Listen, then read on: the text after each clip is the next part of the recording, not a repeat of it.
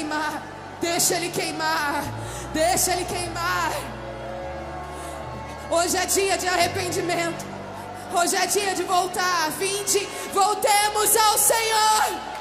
Oh, voltemos ao Senhor, pois Ele nos despedaçou e nos sarará. Fez a ferida e a ligará. Oh, depois de 3 dias nos ressuscitará e viveremos diante dEle.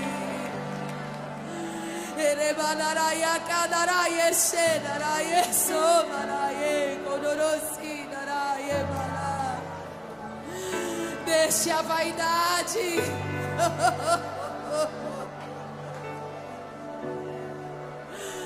Deixe a vaidade.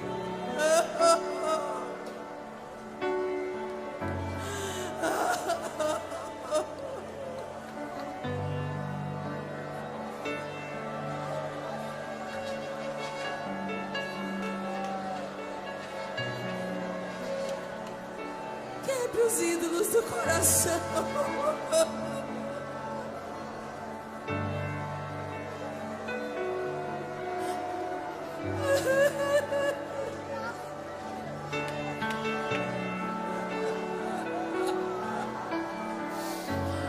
Convertei-vos a mim, diz o Senhor. Rasgai os vossos corações e não as vossas vestes.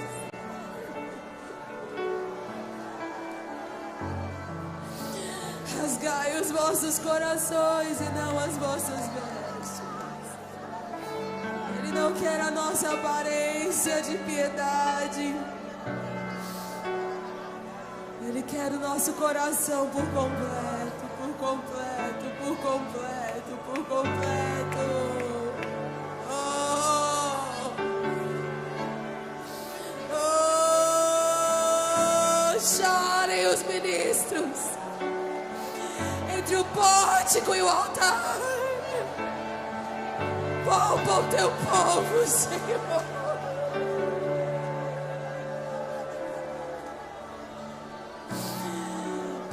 O teu povo, Senhor, porque se diria entre as nações: onde está o teu Deus? Ah.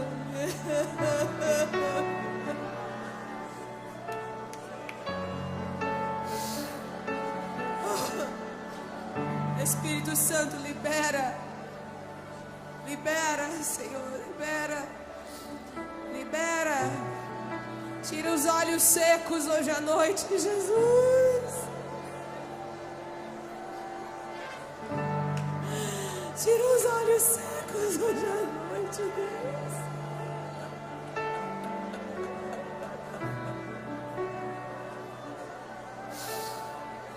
Tira os olhos secos nessa noite, Deus.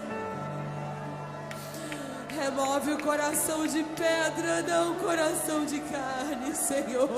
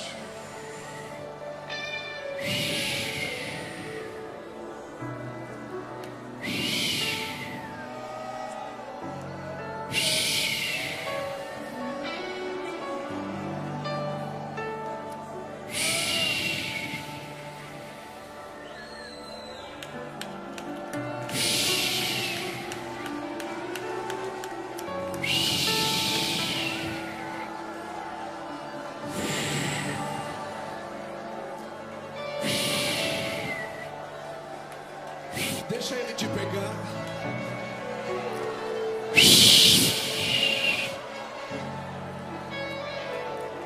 Você só precisa de um toque.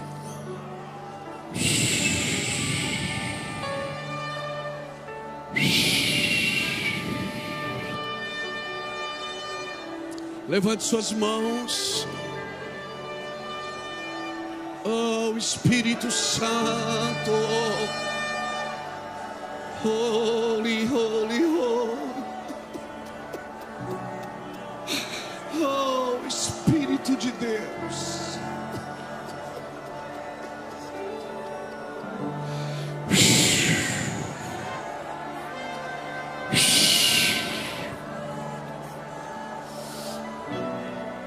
Sabe, eu fico imaginando Jesus no Jordão sendo batizado. E de repente uma pomba vem e pousa sobre ele.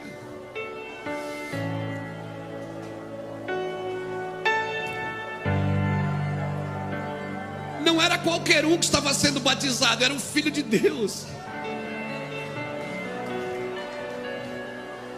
E por que uma pomba? Por que não uma águia? Por que não um leão? Por que não miríades de anjos? Uma singela pomba.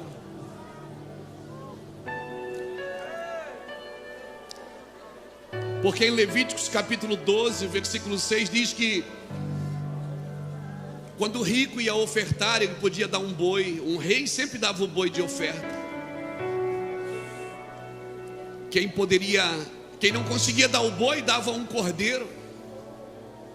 Mas o pobre que não tinha nada para dar, ele tinha que dar um pombinho, uma ave. E eu fico pensando, por que uma pomba que representa o Espírito Santo veio até Jesus? Por que não uma águia? Sabe que Deus estava falando para a terra, Deus estava dizendo: o meu Espírito é acessível a todos. Você não precisa ser rico nem famoso para receber do meu Espírito, porque uma ave todo mundo podia dar de oferta. E quando Deus coloca uma ave sobre Jesus, Ele estava dizendo: a minha oferta também é acessível a todos. O Espírito Santo está aqui, esse lugar está encharcado da sua presença.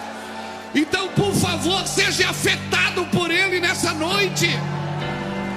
Seja afetado pelo Espírito. Levante as suas mãos e clame. Se você pedir, Ele vem. Se você quiser, Ele vem. Se você tiver acessível, Ele vem. Se você se derramar, Ele vem. Se você clamar, Ele vem. Jesus,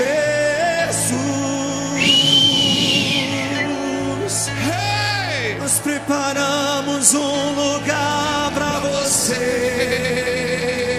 só para você, Jesus.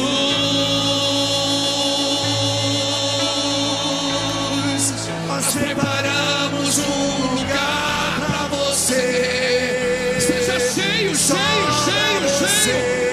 Seja cheio, cheio, cheio. Nós preparamos um lugar para você, só para você, Jesus.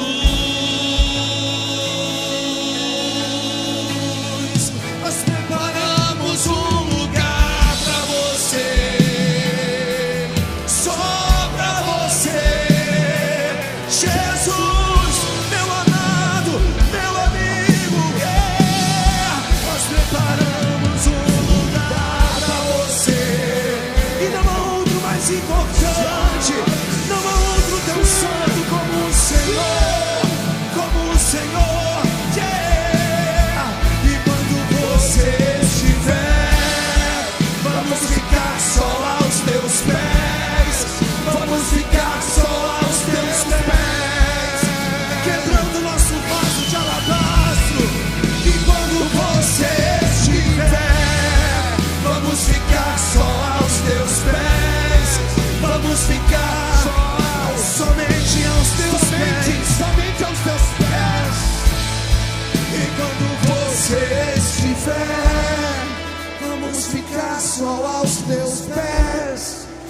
Vamos ficar só aos teus pés. Estenda a sua mão para cá. Me abençoa. Estenda a sua mão para cá. Libere palavras sobre esse altar. Libere palavras sobre a nossa vida, sobre essa casa, sobre essa escola. Sim, Jesus. Nós queremos ser feridos de amor, Senhor. Feridos de amor pela tua santidade, pela tua presença, Senhor, pelo teu amor, pela tua vida. Por isso eu submeto a ti os meus olhos, que não olhem para onde tu não queres, os meus ouvidos, que não ouçam aquilo que não vem de ti, a minha boca não fale aquilo que fere a tua integridade, que a minha mente não pense em mais nada, não se prenda a mais nada a não ser em ti, Senhor. Que os sentimentos e pensamentos, os nossos sentimentos, nós nos recusamos a pensar mais em qualquer outra coisa do que na tua presença, Senhor. Despeja sobre nós a tua palavra.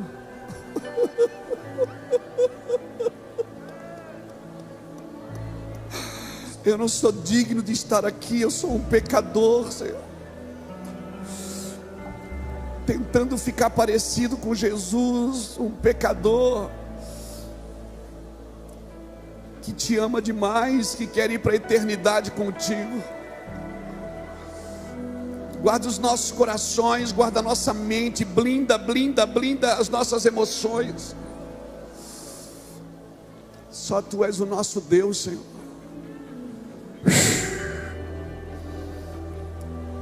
Algumas coisas pertencem só ao Senhor, e uma delas é toda a honra e toda a glória.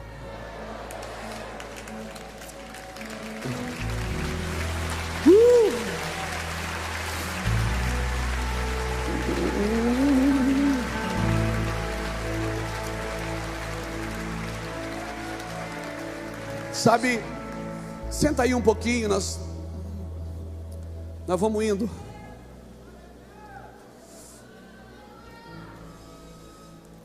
Você já viu que cada vez que se canta santidade, que se fala de santidade, parece que o ambiente muda. Parece não que muda mesmo, vira uma chave. Por quê? Será que Deus não está sinalizando algo? Será que Deus não está dizendo algo para a gente? Será que Deus não está dizendo: é por aqui que eu quero que vocês entrem? Irmãos, a igreja, ela nunca teve tanta informações, talvez pelo excesso vulgariza um pouco, mas a minha preocupação aqui nessa noite não é ensinar, mas é educar. Porque ensinar é repassar conteúdo, mas educar é transmitir valores. E a nossa preocupação é transmitir valores. Como eu disse, eu sou um pecador, eu não sou digno de estar aqui. Eu sou alguém que está lutando para ir para a eternidade, todos os dias, para se tornar um melhor pai, um melhor marido, um melhor cidadão, um melhor amigo, para ser melhor para alguém, para ser melhor para o meu Deus.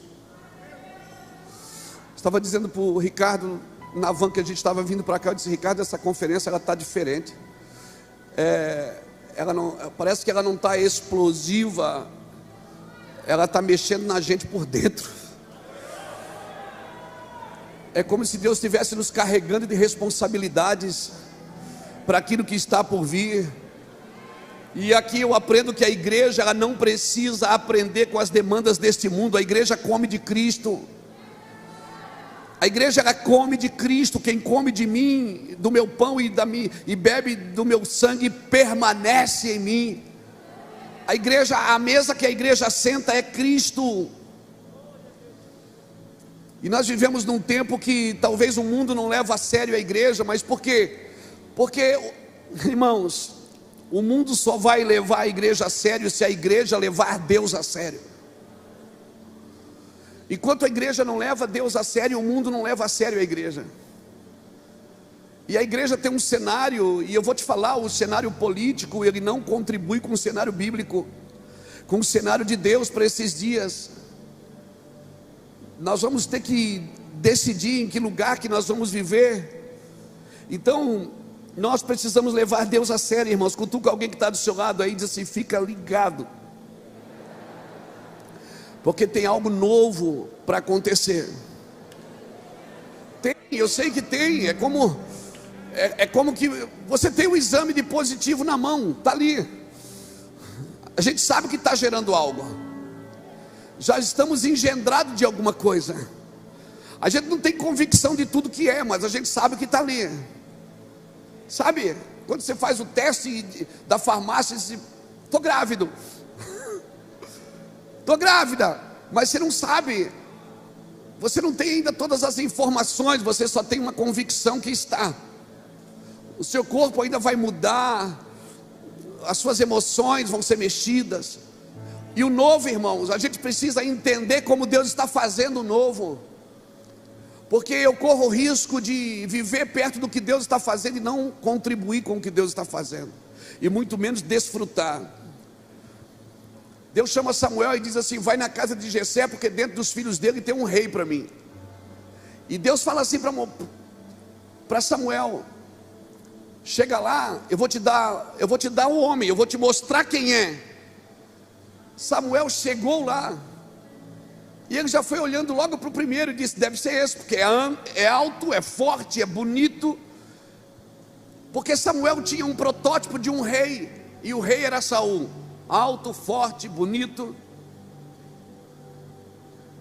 Só que o que Deus está por fazer, irmão, não aconteceu ainda. Não é parecido com nada que você já viveu. Não tem a cara do que já passou. E Samuel chegou lá e disse: então é esse, não é esse, é o outro. E foi passando e passou todos eles.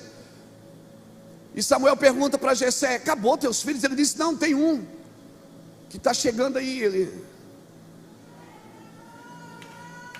Aí Samuel, vai todo mundo chegando na mesa. Samuel diz: olha, ninguém senta na mesa até que ele chegue.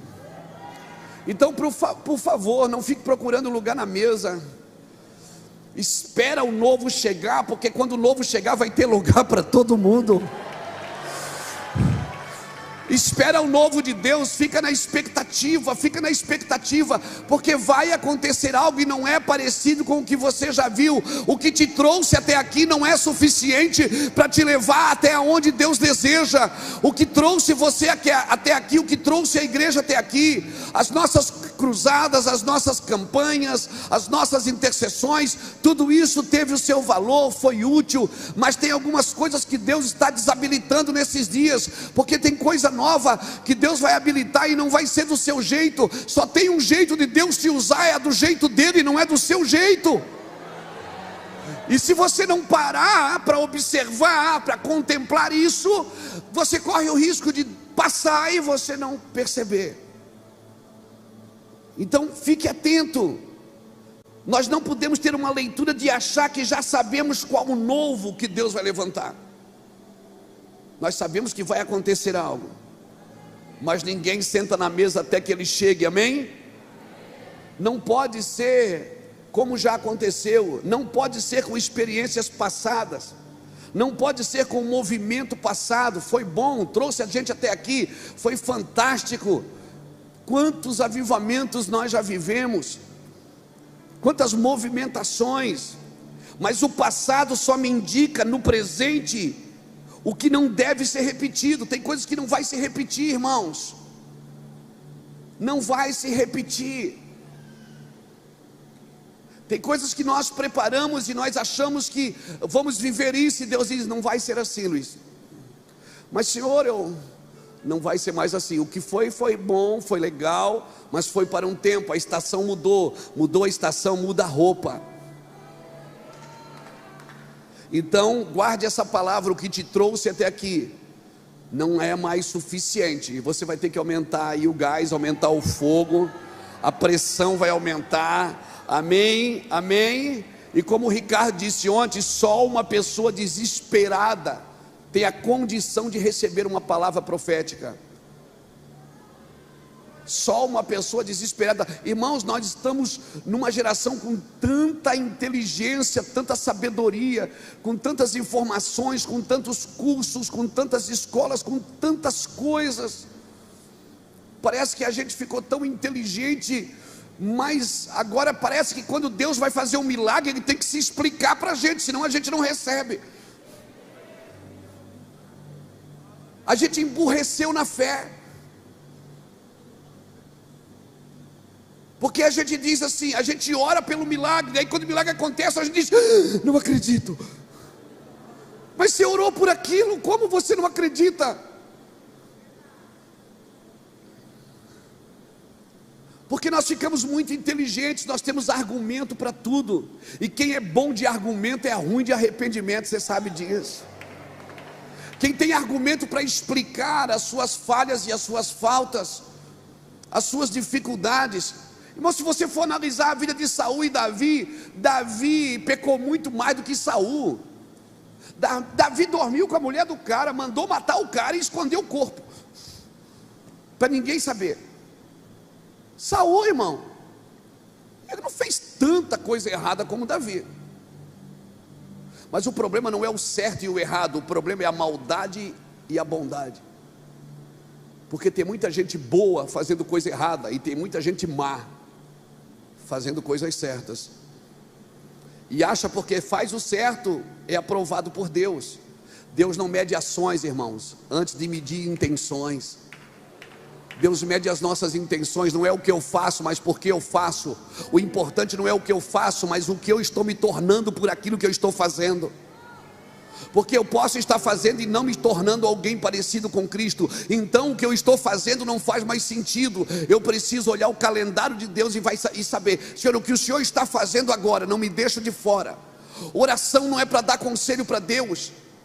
Oração é para perguntar a Deus o que o Senhor vai fazer, não me deixa de fora, eu quero estar junto. Oração não é para você, Deus faz isso, Deus faz aquilo. Deus diz não. Oração é para você ficar ligado, Senhor, o que é que o Senhor está aprontando?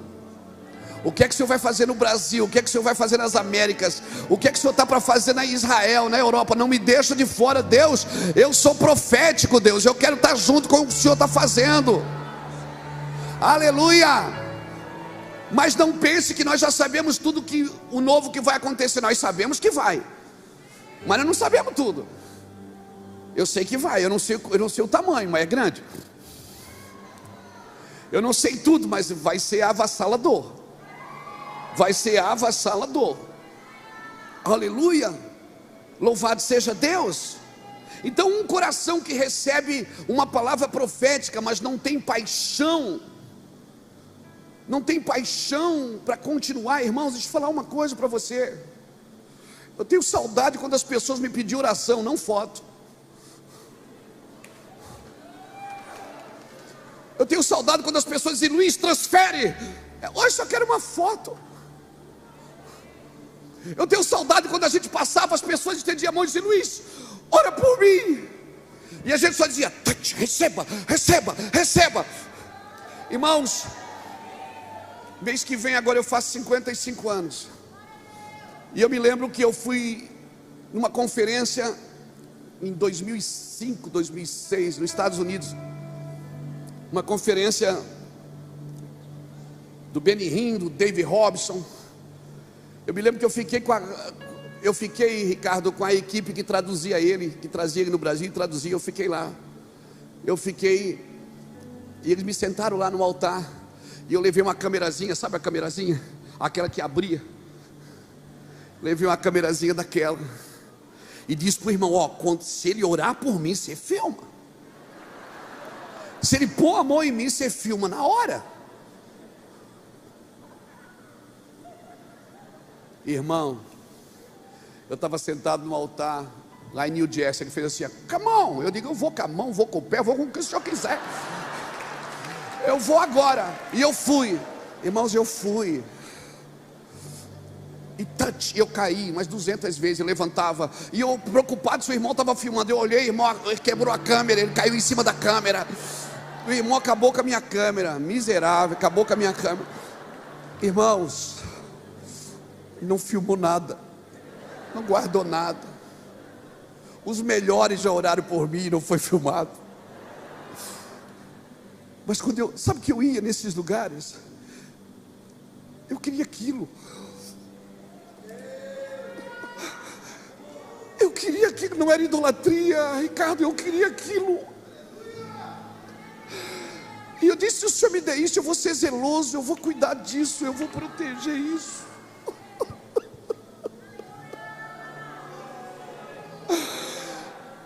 Aquele cara orou por mim, irmãos. Eu voltei para o hotel, fiquei 3 dias chorando. Eu embarquei num avião para vir embora. Eu chorei uma semana, Léo. As pessoas iam indo em casa, o Luiz está chorando. E o que você aprendeu? Touch. Eu sei que eu recebi algo. Eu sei que alguma coisa virou em mim. Outro dia eu estava numa conferência do David Robson em São Paulo, em 2002. O Kila estava traduzindo e o David Robson estava ministrando sobre oração em línguas. Eu parei, ele botou a mão na minha cabeça, lá na frente, e disse assim: Deus colocou uma medida de graça nele. Ele não merece, mas Deus deu. Eu pronto, caí. Eu fui de carro, voltei chorando no banco de trás. Mais 3 dias trancado. Aí você disse: você correu atrás de avivamento. Irmão, quando você quer muito uma coisa, me entenda, não era idolatria, não era atrás dos homens que eu estava. Eu queria aquilo, porque eu sabia que era diferente. Quando aquilo me pegava, eu sabia que era algo diferente. Eu fui para casa, sabe? Eu fui para casa e eu guardei aquilo no quarto, Rogério. E Deus dizia: você vai ser pastor, vou te dar igreja. Irmão, como alguém como eu pode pregar o evangelho? Eu não tenho condições de estar aqui.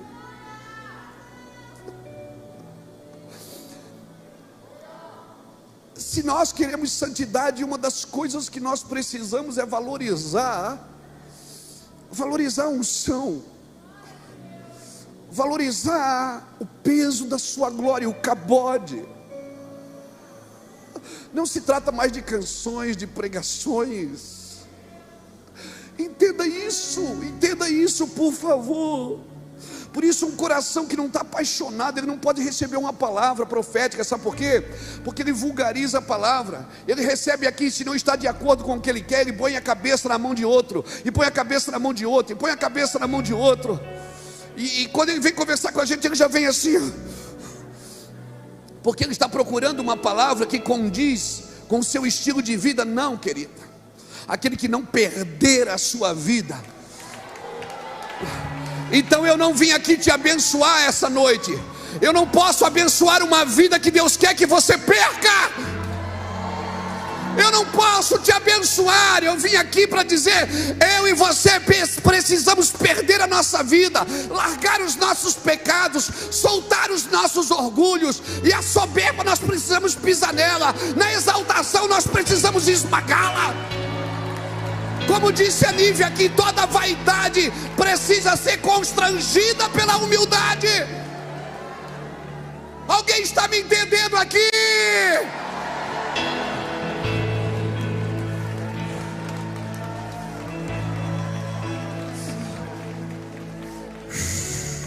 Mais que tudo, nós queremos tua glória.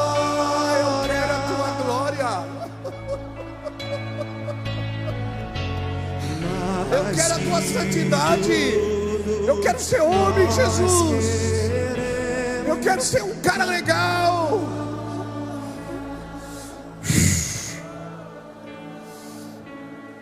Sabe, um dia Jesus está passando com os seus discípulos. Aí ele vê uma figueira, e a Bíblia diz que não era tempo de figo. Então, se não era tempo de figo, ela não tinha obrigações de dar figo, mas ela tinha folhas. E Jesus foi até ela, porque ela não tinha figo, mas tinha folhas. As folhas anunciavam que tinha figo. E Jesus chega nela e não vê figo, só vê folhas, e por isso ele seca. O problema não é você não dar fruto, é você mostrar uma coisa que parece que você tem, mas você não tem. Jesus está secando tudo que está mostrando uma coisa que não tem. O problema não é não ter fruto, porque o fruto dá na estação própria. Se não é o teu tempo de dar fruto, fica tranquilo, fica sentadinho aí, só levanta a mão, dá glória, faz o teu devocional, vai para o monte, jejua, dá oferta, faz o dever de casa. Você vai dar fruto na estação própria. Então a figueira não tinha que dar fruto. O problema é que ela não estava dando fruto, mas ela estava mostrando folha, ou seja, ela estava mostrando uma coisa que ela não era. Deus não tem problema se você ainda não deu resultado, porque Ele celebrou a sua vida sem você dar resultado. Ele te amou quando você estava na lama. Então Deus, Ele celebra vidas que não dão resultados ainda. O problema da gente é querer mostrar uma coisa que a gente não tem. É uma santidade que não tem, é uma unção que não tem, é uma presença que não tem. Então é muito mais válido dizer assim: Senhor, eu estou seco,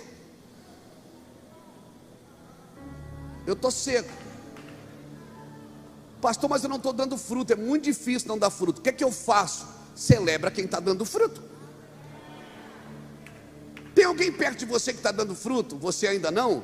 Celebra ele, investe nele, abençoa ele, porque quando chegar o seu tempo, vai acontecer o mesmo com você.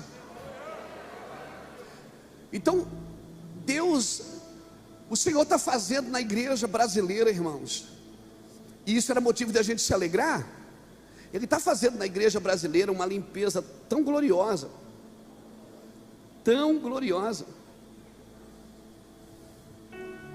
e nós deveremos nos alegrar, porque se Ele está nos preparando, é porque vem coisa boa aí.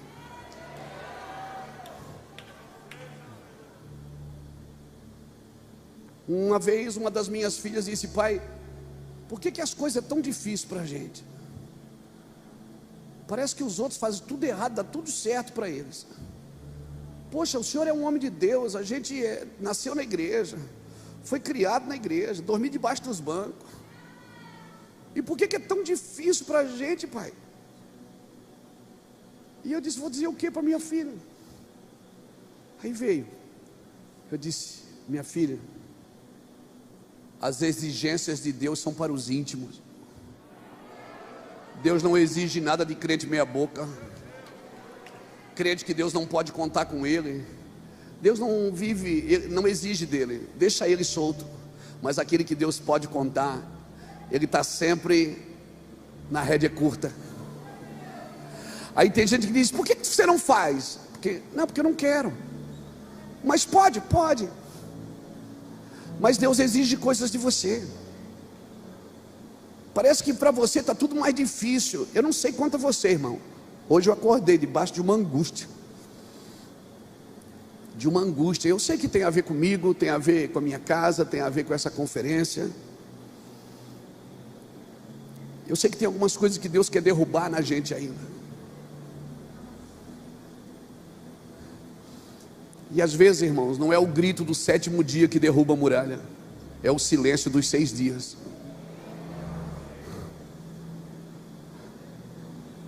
Às vezes Deus manda você dar a volta quieto, fica quieto.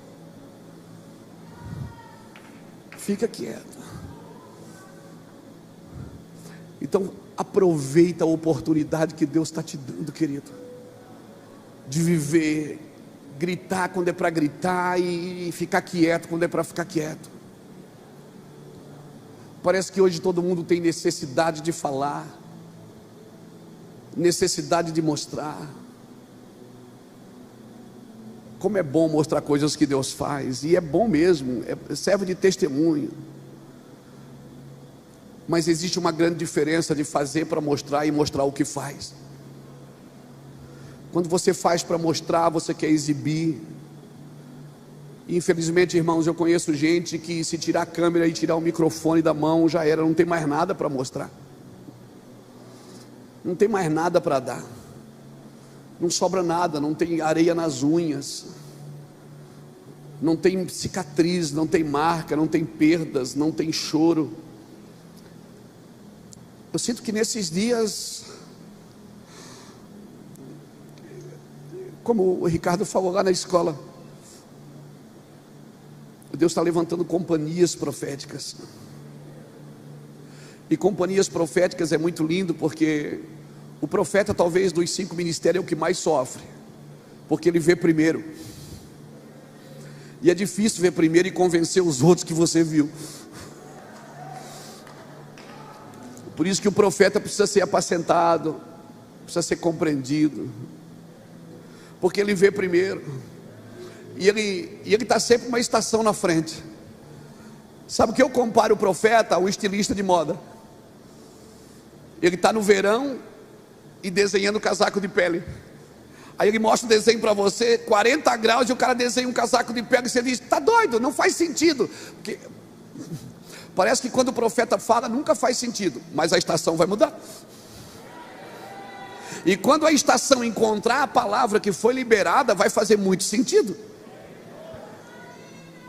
Por isso, essa companhia de profetas, irmãos, ela é bom botar na mesa. Olha, Deus me mostrou isso, o que é que você acha? Deus me mostrou aquilo, o que é que você acha? Faz sentido para você? Faz sentido isso que você está vendo? Faz sentido? Eu tenho isso na minha casa, com os meus. Às vezes Deus me mostra alguma coisa, eu sou meio, né? Meu irmão, eu troco o pneu do carro andando. Eu já quero, Deus mostra, eu já quero fazer no outro dia. Aí eu tenho que sentar com alguém que é mais calmo, mais, não vou dizer pacato, não, vou dizer calmo, e dizer assim: o que é que você acha? E aí nós vamos construindo na companhia profética. A companhia profética, porque o profeta sofre, irmãos. Se ele é de Deus mesmo, ele sofre. Se ele não é de Deus, ele está profetizando por dinheiro. Mas se ele é de Deus mesmo, ele chora. Ele é estilo Samuel. Sabe? Imagina, Samuel vai para a casa de Eli pequenininho, novinho, tinha acabado de desmamar. Aí agora Deus vem para Samuel e diz: sabe essa família que você mora? Vou matar todo mundo.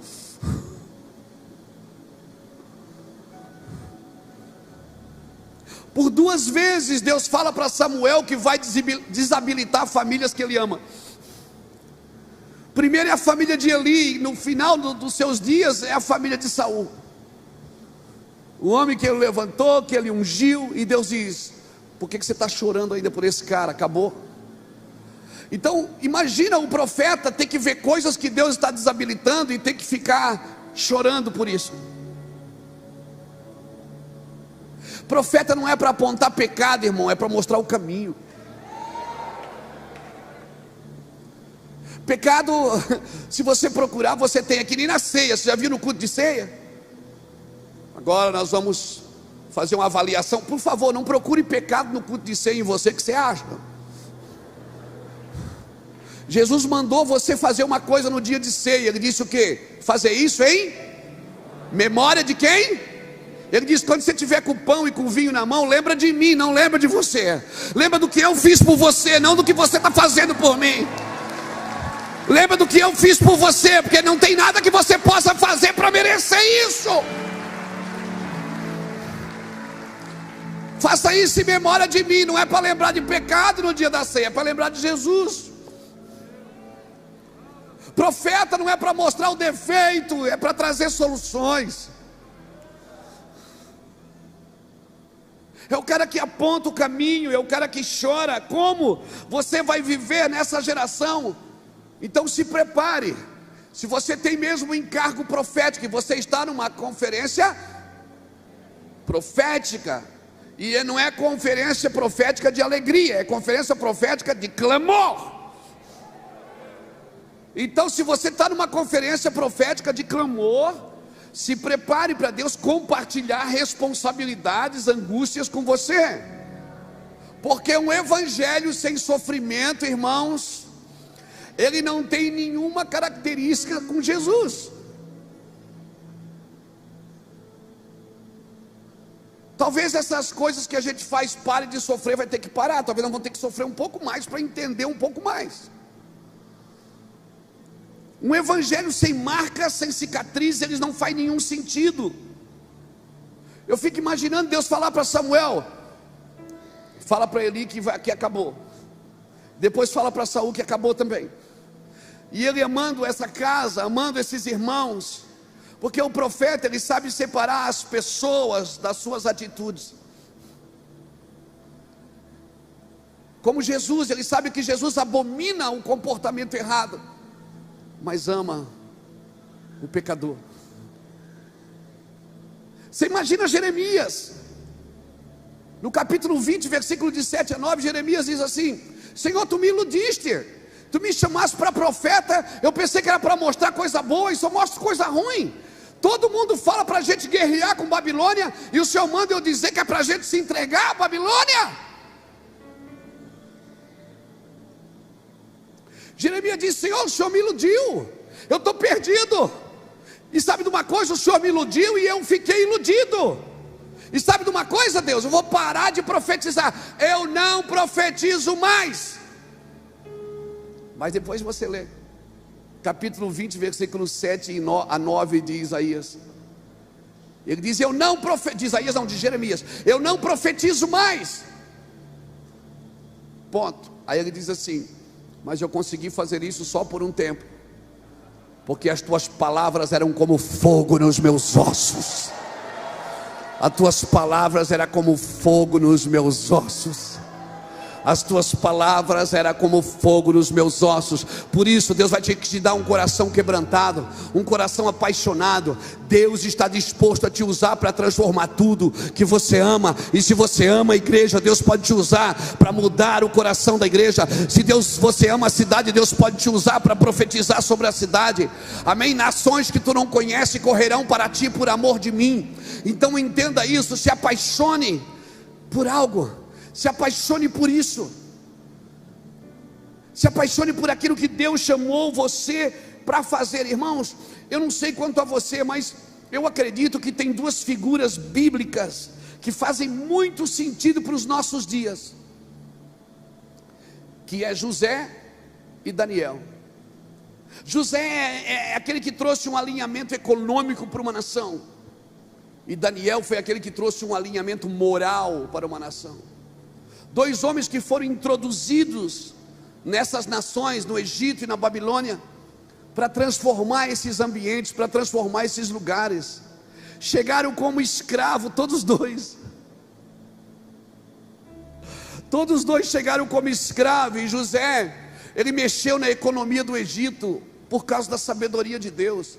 Daniel mexeu no coração. Daniel não abriu uma igreja na Babilônia. Ele apontou para um homem, para o rei.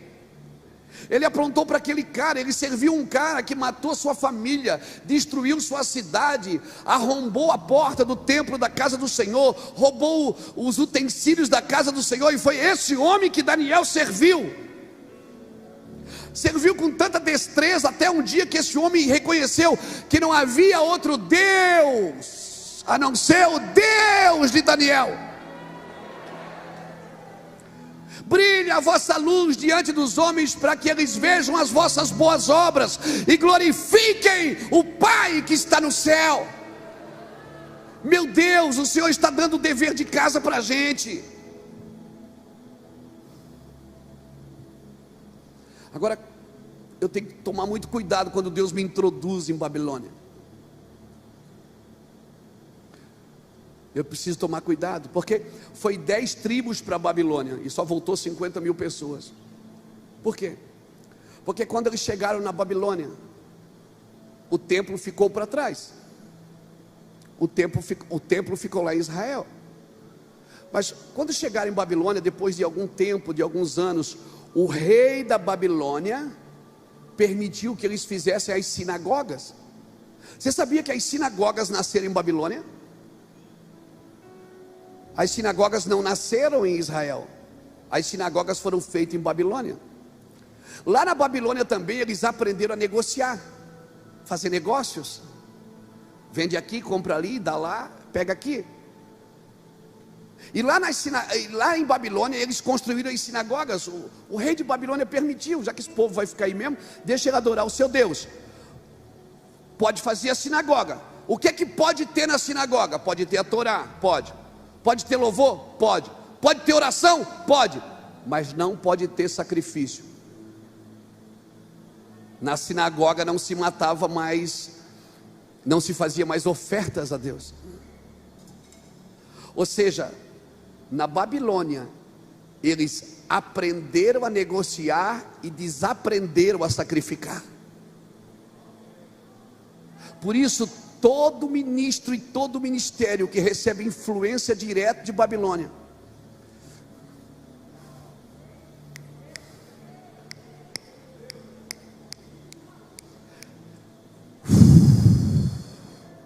diga para o irmão, relaxa aí, descansa.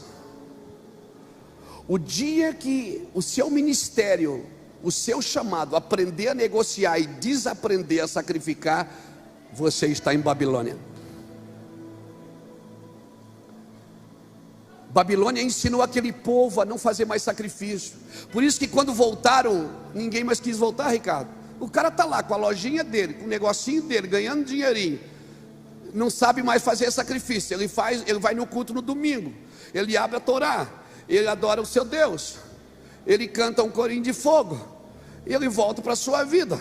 E ele vai, se a coisa está feia, ele dá uma negociada com Deus. Se o Senhor me der 1000, eu te dou 2.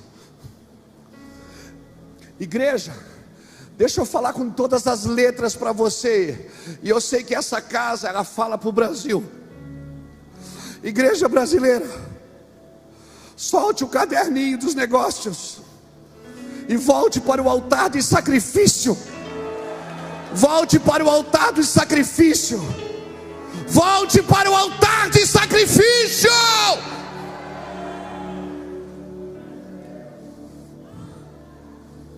Eu não posso aprender com Babilônia a adorar a Deus, porque Babilônia me rouba o privilégio de sacrificar a Cristo. Babilônia me rouba o privilégio de ser crucificado com Cristo. Babilônia tirou a cruz do meu altar, tirou a cruz das minhas costas. Não, eu quero a minha cruz de volta. Diga bem alto, eu quero a minha cruz de volta. Tome a sua cruz e siga-me. E aquele que deixar a sua vida é digno de mim. Alguém pode adorar a Deus comigo aqui nessa noite? O teu, meu mestre, dai-me um coração igual ao teu, coração disposto a obedecer, cumprir todo o teu querer. Dá-me um coração igual ao teu. Se tu olhares, Senhor, para dentro de mim, nada encontrará de bom, mas um desejo eu tenho, sim, de ser transformado. Transforma o meu coração, Jesus. Preciso tanto, eu preciso do teu perdão. Um novo coração, dai-me um coração igual ao teu, meu mestre. Dai-me um coração igual ao teu, coração disposto a obedecer, cumprir todo o teu querer. Dai-me um coração igual ao teu. Levante sua mão direita assim comigo. Guarde isso no seu coração, por favor, guarde. Eu vim aqui jogar sementes. Essa escola ela é uma semente. Ela está 23, 24 anos fazendo a mesma coisa, jogando sementes nos jovens. Só que agora não tem só jovem não. Tem os melhores, as melhores idades estão aqui também. Os pastores estão vindo, as igrejas estão acordando, as pessoas estão entendendo. Eu vim jogar sementes para você. Tudo para você, Jesus. Levante sua mão. Levante a mão direita. Guarde isso. O que eu vou falar. A escola do sacrifício é a única capaz de produzir em mim a humildade de Cristo. A escola do sacrifício é a única capaz de produzir em mim a humildade de Cristo. A escola do sacrifício me protege da vaidade, me protege do orgulho, da soberba, da prepotência, da individualidade. Eu queria ficar chorando hoje, eu não queria pregar.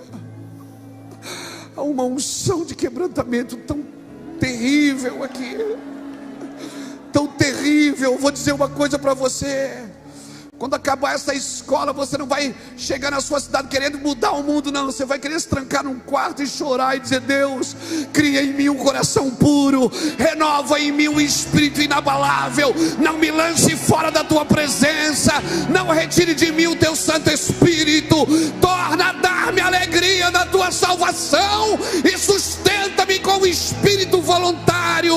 Então sim, então eu vou para a internet, eu vou para a televisão, eu vou para a rádio, eu vou para as praças, ensinar os pecadores e salvar. Aí eu tenho legalidade para fazer.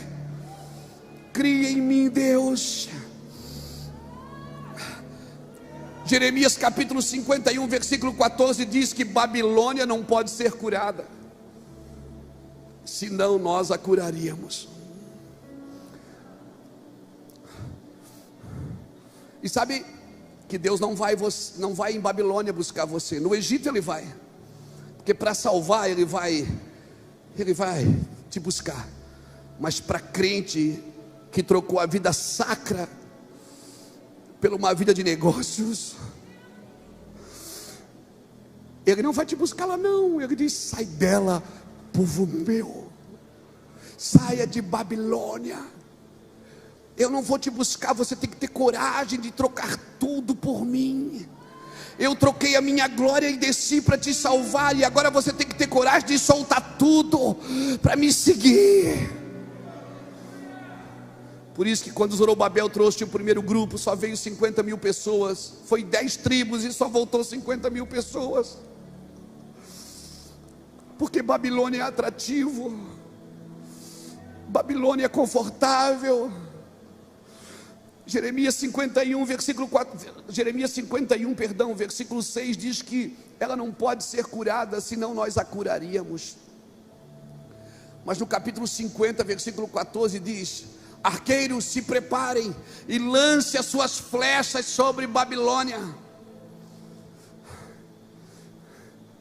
Tem um jeito da gente tirar o povo de Babilônia. Eu estava aqui, sentado aqui onde estão esses dois menininhos aqui, ó. Estava sentado ali onde eles estão, eles estavam no banco de trás. O Espírito Santo dispõe eles para o banco da frente. Porque para salvar a Babilônia nós temos que pegar as flechas. E sabe quem são as flechas? Como flechas na mão de um valente.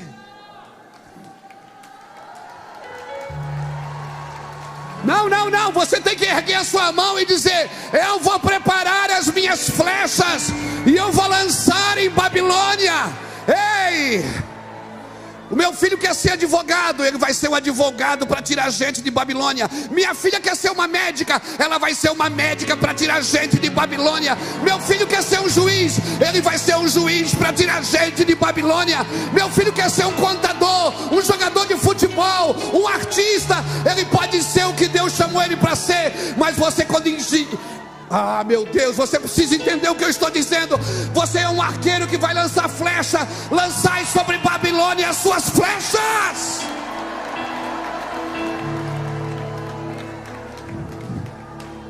Por isso que o diabo está lutando contra os nossos filhos. Quando Deus levanta um libertador no Egito, Satanás manda matar os meninos. Quando Jesus nasce em Belém, Herodes manda matar os meninos de novo. Então toda vez que o diabo ataca as nossas crianças, eu quero entender que de novo Deus está levantando libertadores. Que de novo Deus está levantando libertadores. Ei, alguém levante a mão e adore o Senhor nesse lugar. Meu filho é um libertador, minha filha é uma libertadora, minhas netas são libertadoras, minha família é libertadora. Louvado é o nome do Senhor. Aleluia. Porque Ele vive, temor não há. Mas eu bem sei, eu sei que a minha vida está nas mãos do meu Jesus, que vivo está. Porque Ele vive. Porque Ele vive, posso crer no Amanhã, sim.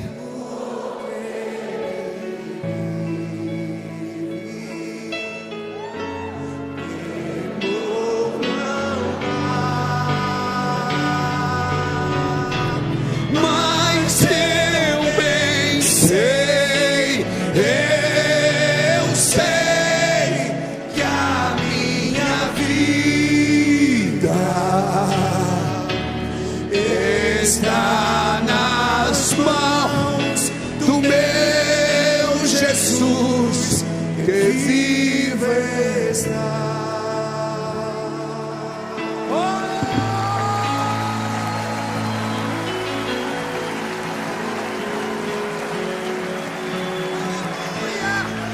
Aleluia.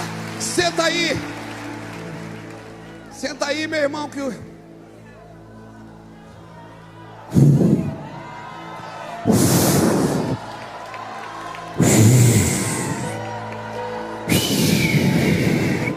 eu sinto correntes caindo, eu vejo cadeados abrindo. Sim, sim, eu vejo caixas abrindo, gavetas abrindo. Oh, meu Deus, está acontecendo aqui, Jesus. Aleluia, aleluia, aleluia.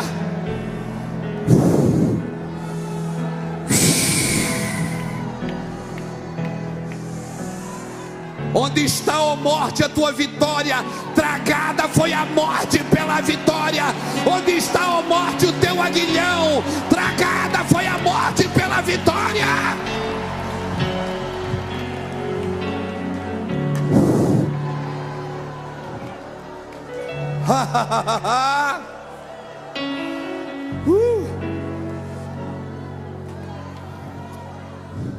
Escute.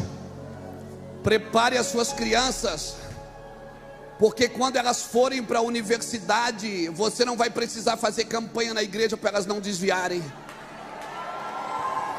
Prepare seus filhos. Prepare seus filhos. Eles são filhos de Abraão, não é de Sócrates, de Freud. Não, não. Eles são filhos de Abraão.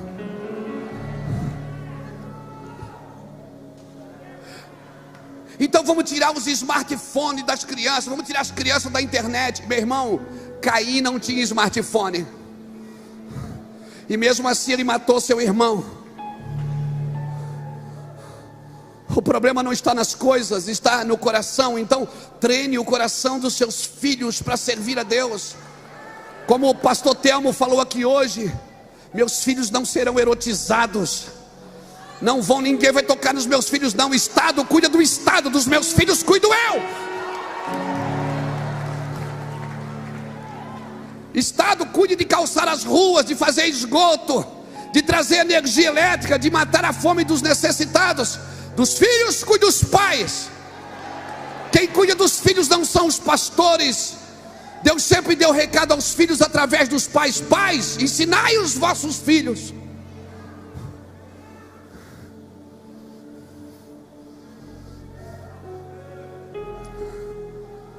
Vamos ensinar os nossos filhos. Não adianta tirar os equipamentos dele, ensina ele a usar. Estude. Eu tenho um menino lá na igreja, irmão, falei na escola, falei aqui na conferência da Nívia também.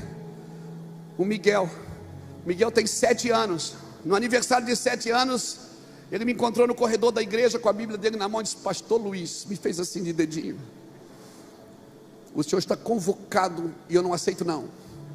O senhor tem que ir na minha festa de 7 anos. Miguel é uma criança, agora ele tem 7, mas quando ele tinha 6 anos, ele já tinha lido a Bíblia 2 vezes, inteira.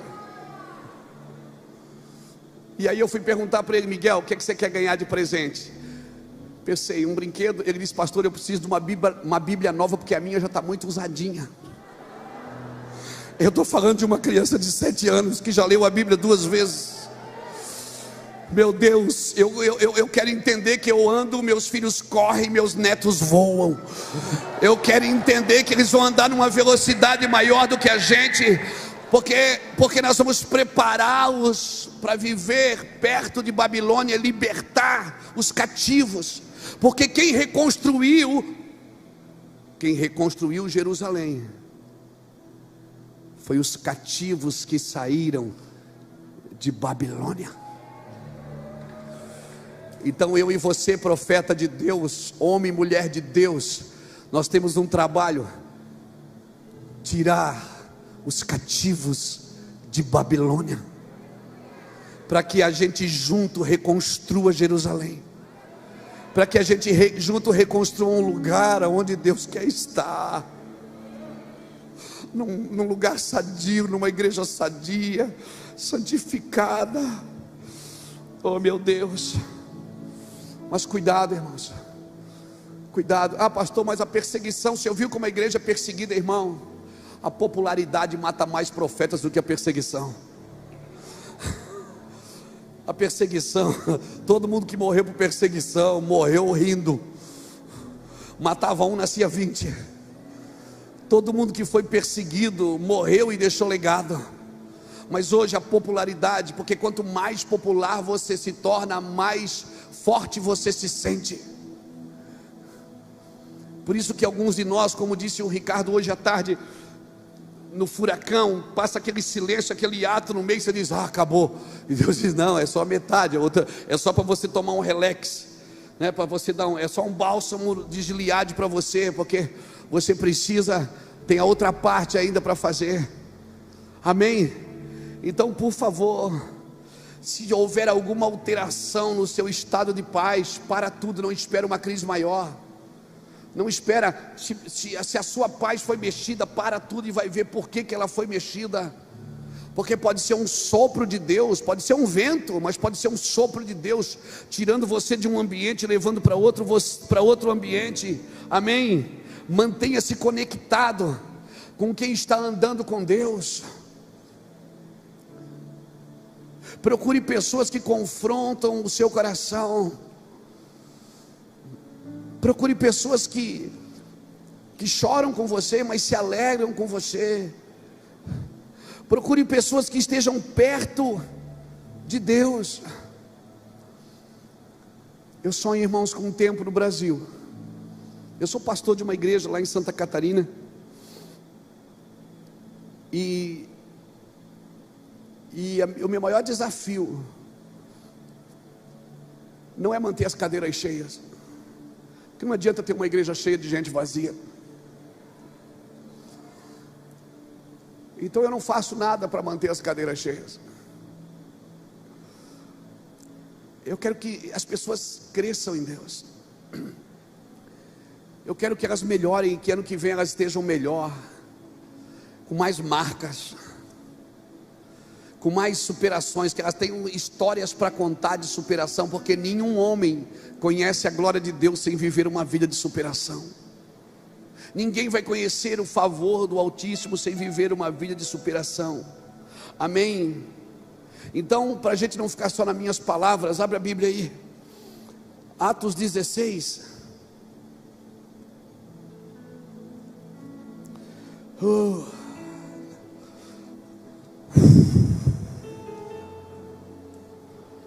Atos 16, versículo 5.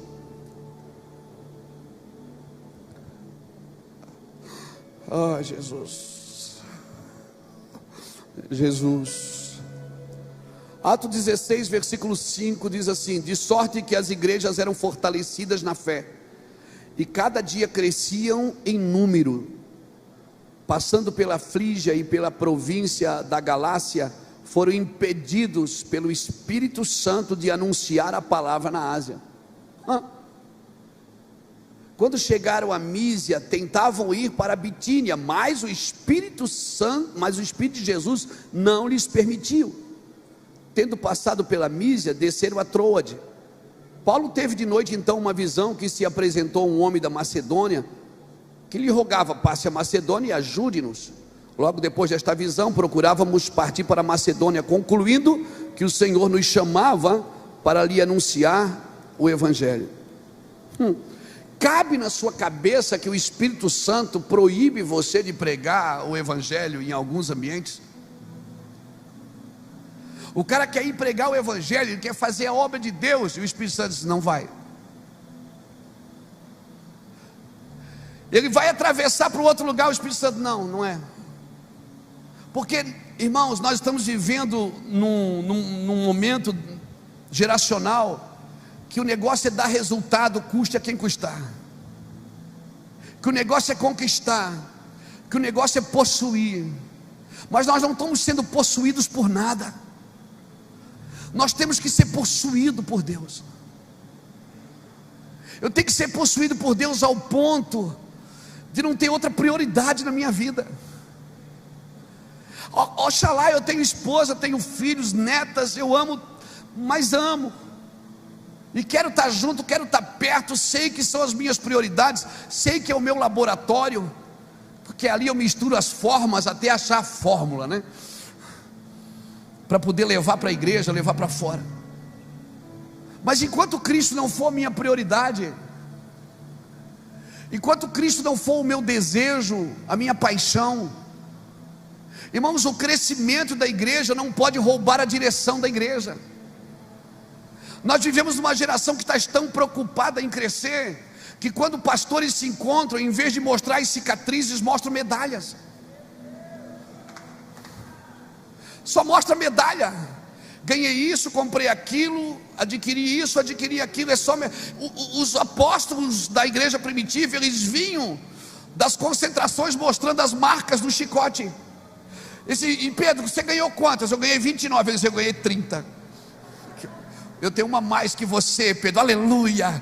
Pessoal, eu ganhei de Pedro. Hoje parece que quem tem mais sofre menos, porque a nossa preocupação é o crescimento da igreja. Irmãos, a Bíblia diz que ele se reuniu no templo, partiu o pão em casa, e a cada dia o Senhor acrescentava. Se não tiver partindo o pão em casa, e não tiver unanimemente juntos por um propósito, Deus não vai dar o crescimento. E o problema daí, sabe quando Deus não dá o crescimento, quem faz crescer sou eu. Aí toda semana eu tenho que dar uma língua de sogra para alguém, toda semana eu tenho que dar uma profecia para alguém, eu tenho que prometer uma coisa que Deus nem prometeu, eu tenho que dar alguma coisa para alguém levar para casa. Eu faço crescer, e o problema é que se é eu que faço crescer, sou eu que tenho que alimentar. E aí nós estamos numa geração de pastores cansados, frustrados, para não dizer depressivos. Burnout é a doença do século no nosso meio, porque estamos cansados do ciclo vicioso do entretenimento.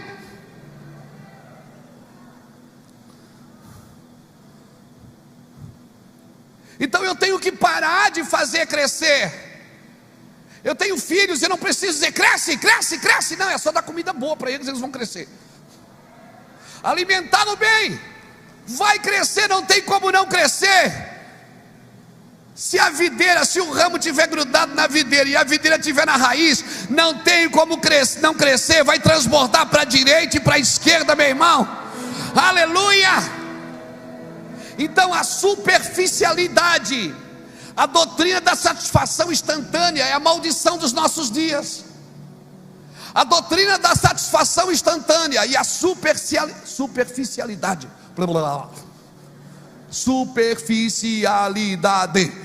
Obrigado, Espírito Santo.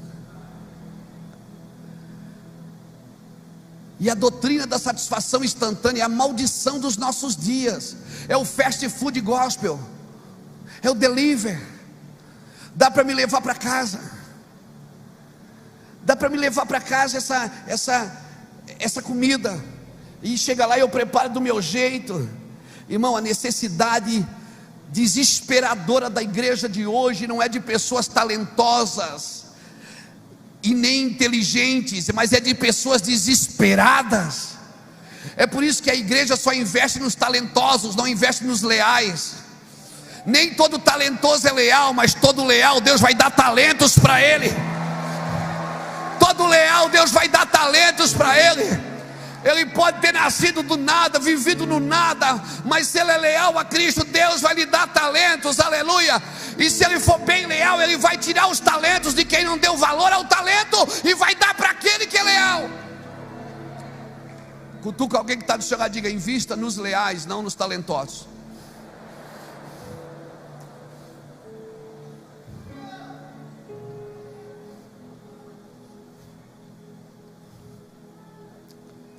Por isso que nossa igreja, ela está perita em tudo, ela faz tudo bem feitinho, mas falta lealdade. Falta a lealdade de um para com o outro. É um irmão tentando pegar o lugar do outro, é um irmão tentando destruir o outro. Quando sabe do pecado do outro, já vai logo contar para ver se alguém tira ele dali para pegar o lugar dele. Você olha para o púlpito atrás, tem 50, 60, 70 pastores esperando alguém morrer para tomar o lugar.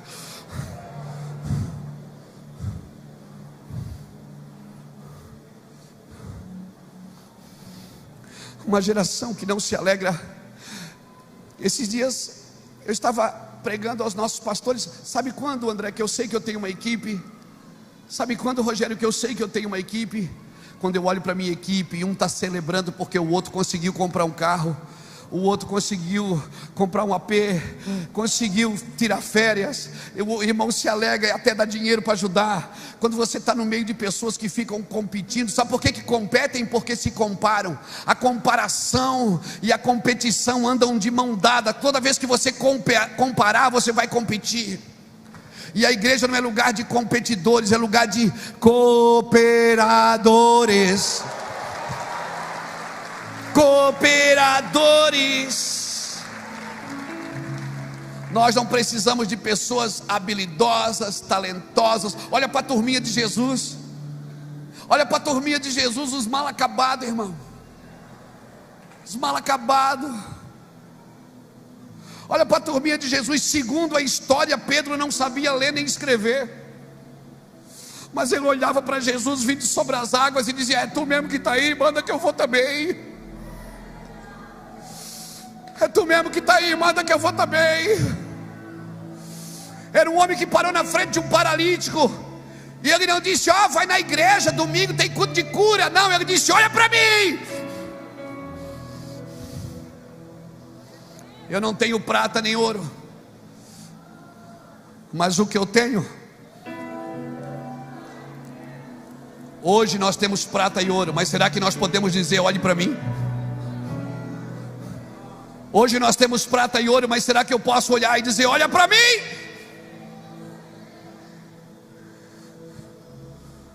Deus está mexendo no nosso brilho. Ele está mexendo nos nossos orgulhos religiosos. É o pior orgulho que tem, o orgulho da integridade. Ai.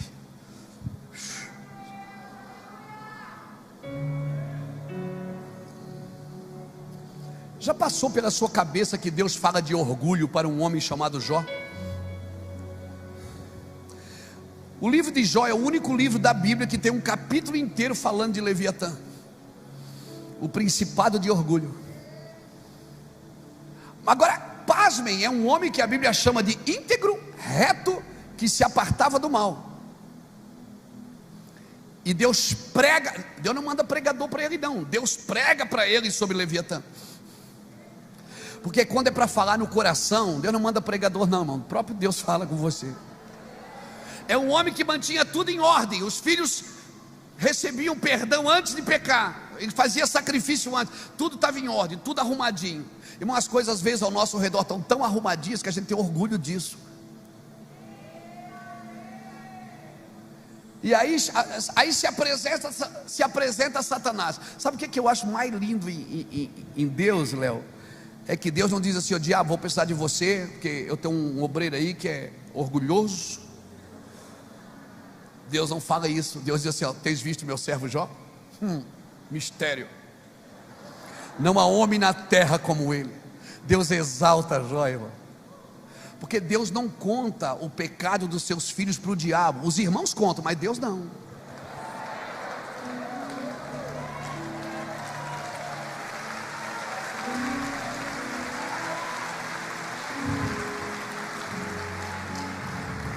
Deus precisava dar uma tratadinha em Jó e disse: tens visto meu servo Jó? Preciosíssimo. Não, um homem. Aí o diabo disse: também o Senhor dá tudo para ele. Irmão, até o diabo é o diabo de Deus. E aí Deus diz: pode tirar tudo, mas não toca na vida, não mata ele. Você já percebeu que Jó perdeu os filhos? Perdeu tudo, mas não perdeu a esposa?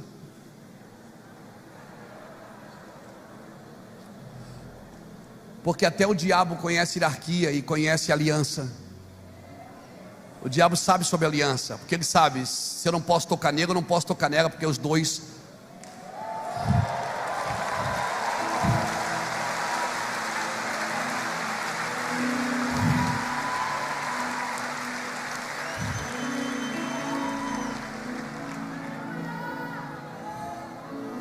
Eu não posso tocar nele, eu não posso tocar nela. Eu orei com um irmão nosso, pastor Luciano, pastor de Cabo Frio, do Mevan de Cabo Frio. A esposa dele faleceu faz alguns meses.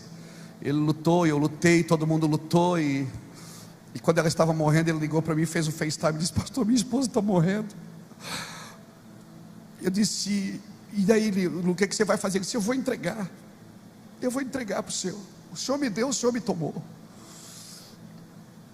Enquanto ele não entregou, ela estava lá no hospital ainda agonizando. O diabo, ele entende mais de aliança do que muitos líderes espirituais. Você está me entendendo? Quer falar de santidade? Então vamos falar.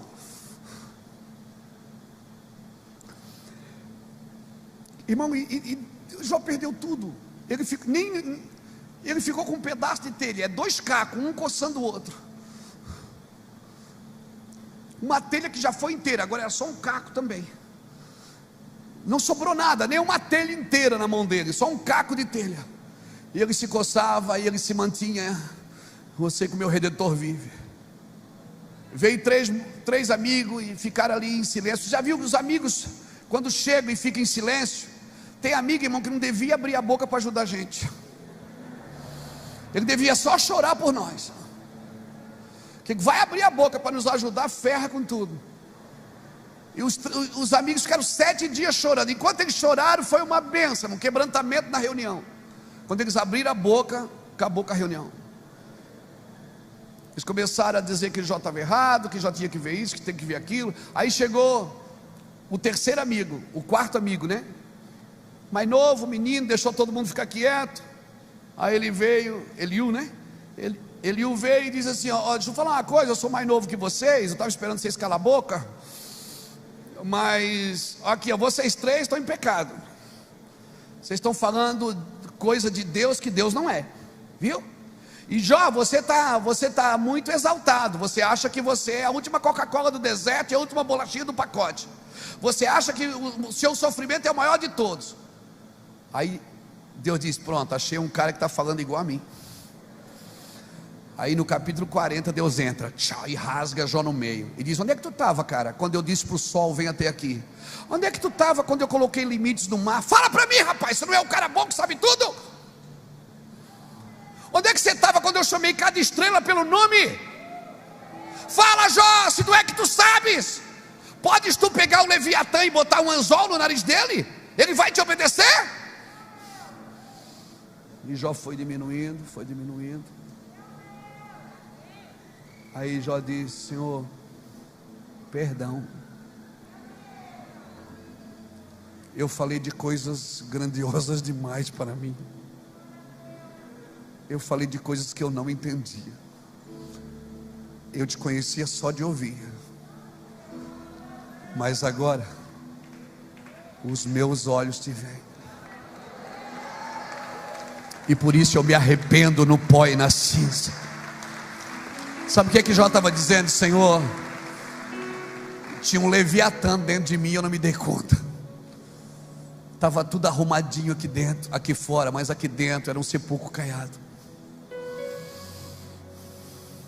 Está tudo na Bíblia que eu estou te falando. Porque nessa geração Deus não precisa de pessoas eficientes, Ele precisa de pessoas eficazes. O eficiente faz tudo bem feito, mas não faz o que precisa ser feito. Tudo que ele faz é bem feitinho, mas Deus vai ter que destruir as suas organizações. Quem sabe se organizou demais que não tem lugar nem para o Espírito de Deus. Quem sabe você organizou tanto que Deus não pode mais fazer nada. Então o meu recado para você essa noite é: volte a comer da árvore da vida. Para de comer da árvore do conhecimento do bem e do mal, como se você fosse o detentor do bem e do mal, como se você fosse o detentor do certo e do errado. Porque o que eu vou falar pode te escandalizar. Se Deus não puder usar a santidade da igreja para salvar o pecador, Ele vai usar o pecado do pecador para derrubar o orgulho da igreja.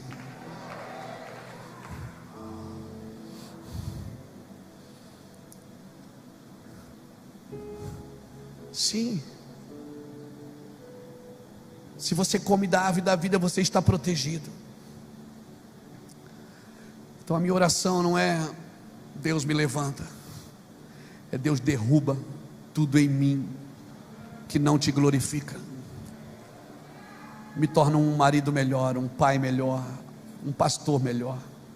Me torna um empresário mais comprometido com a verdade. Tira a balança enganosa do meu balcão. Tira a falcatrua da minha mente. Tira o desejo do ganho. Senhor, eu preciso morrer, eu preciso morrer. Irmão, Deus não para de derrubar avivamentos que não são genuínos. Não está. Ricardo, Davi fez tudo certinho, levou a arca para Jerusalém. Ele fazendo a coisa certa, levando para o lugar certo, era o que era para ser feito. Aí ele vai e bota em cima de um carro de boi. E eles vão, todo mundo desfilando. Aí morreu um. Ainda bem que Davi tinha um coração segundo o coração de Deus, porque tem gente que vai morrer no caminho e a gente diz: morreu porque não tem fé. Vamos embora.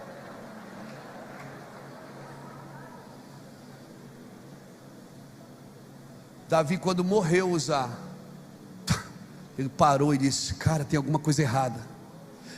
E não é com eles, é comigo. Ele foi para Jerusalém, deixou a arca na casa de Obed-edom. E você sabe como que uma arca mata um e abençoa o outro? Porque o problema não está na arca, está em quem conduz a arca.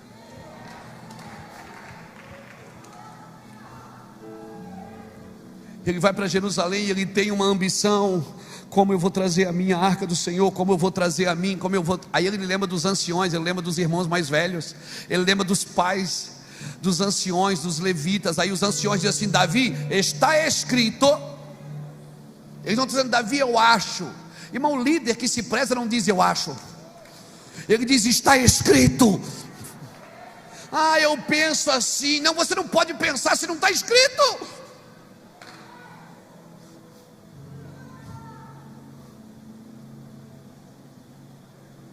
Os anciões disseram: Davi, está escrito que só os levitas têm legalidade para trazer a arca. Davi, uau, é isso.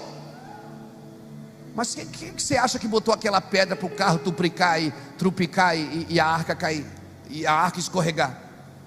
Deus, irmão. Deus é perito. Ofni e Finéias leva a arca para uma guerra. Avivamento. Uou, avivamento, a terra chegou a tremer. Meu irmão, a terra tremeu. Aí um amarelinho dos filisteus lá estava correndo de medo, disse: ei, mas Deus não está com eles não, gente. Aquilo ali é só a arca, é só barulho, não tem unção não. Voltaram, deram um pau, mataram Ofni e Finéias. De novo Deus para um avivamento. Filipe em Samaria, ganhando Samaria para Jesus, as filas de milagres, filas de unção, filas de poder de Deus. Deus olha para Filipe e diz assim: ô Filipe, vai para o deserto. Como é que é? Para o deserto. E a Bíblia diz que ele chegou no deserto em Atos capítulo 8, versículo 26. E quando ele chega no deserto, Deus diz: está vendo aquela carroça? E corre do lado dela. Ele foi correndo do lado da carroça, e ele viu que tinha um eunuco. E a Bíblia diz que o eunuco tinha ido em Jerusalém adorar. Imagina, ele estava indo num culto de adoração e voltou sem entendimento. Cultos de adoração que não geram entendimento.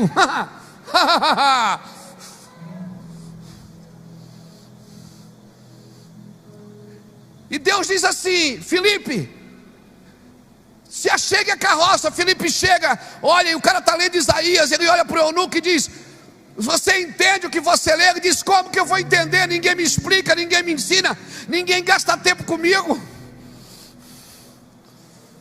E ele sobe e abre as escrituras, e o resto o Telmo já contou hoje de tarde.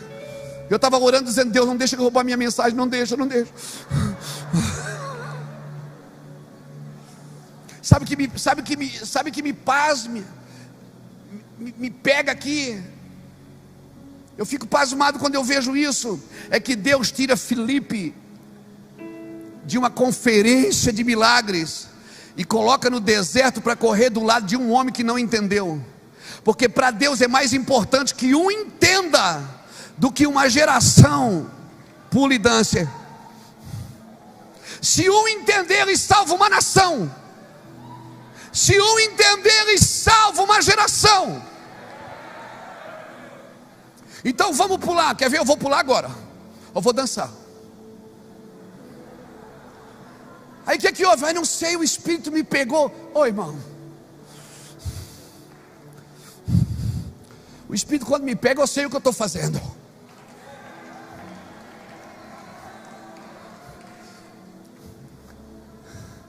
Quando a pessoa volta de endemoniação, ela que não sabe o que está fazendo. O que é que houve?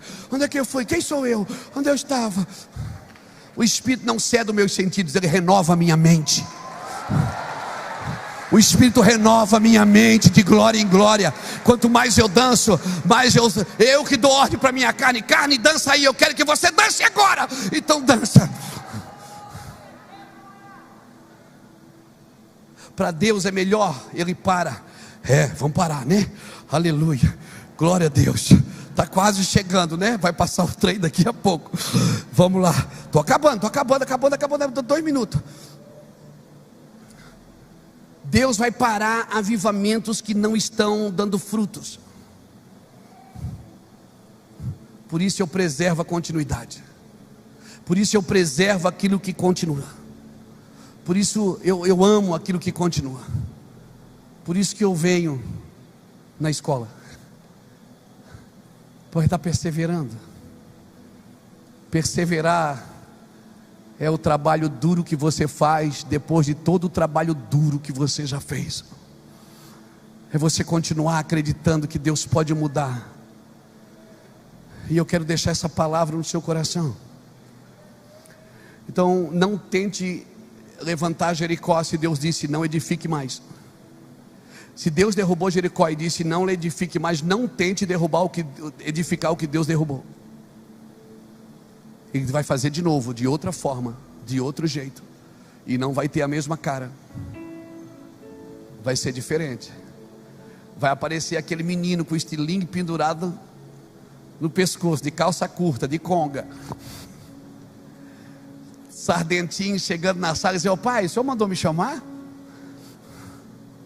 O pai disse: mandei. E quando ele entra, Samuel, Deus diz: Samuel, é ele. Samuel não podia acreditar. Ele. Cutuca alguém que está do seu lado antes de ficar de pé e diga: pode ser você. Fica de pé comigo.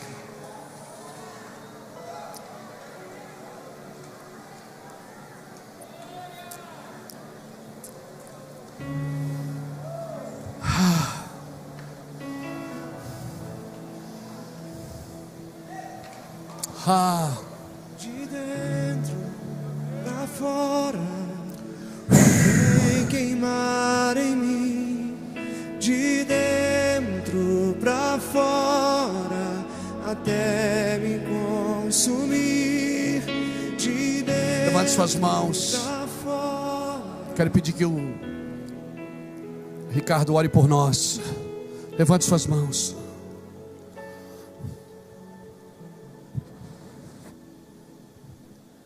Senhor, eu oro que manifesta a tua glória. O pior juízo de Deus é o silêncio.